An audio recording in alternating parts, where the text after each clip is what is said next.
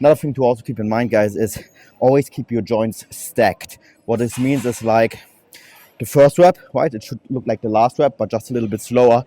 But a mistake I often see guys doing is like, yeah, like moving basically with their joints, right? Like you want to keep the hips in position and everything else, because if you just move even with your torso or use momentum with your hips, you make the movement kind of like, yeah, way easier. We can often see it on like, let's say, bicep curls, right? We want to keep elbows and shoulders mostly in position, right? We don't want to keep robotic like still, but keyword is keeping it still. So what we want to do is like, we don't want to like move it up like that at the last few reps.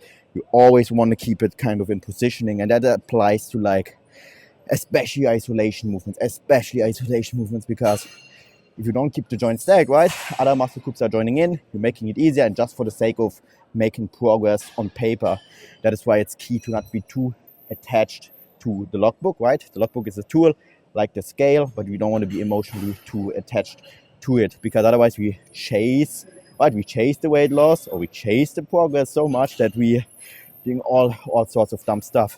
So key to lock your stuff, but not be too emotionally attached to it, like where you chase it like crazy, right? That is the main thing. We want to chase it, but at the same time we don't want to care too much about it. That's the fine line with it.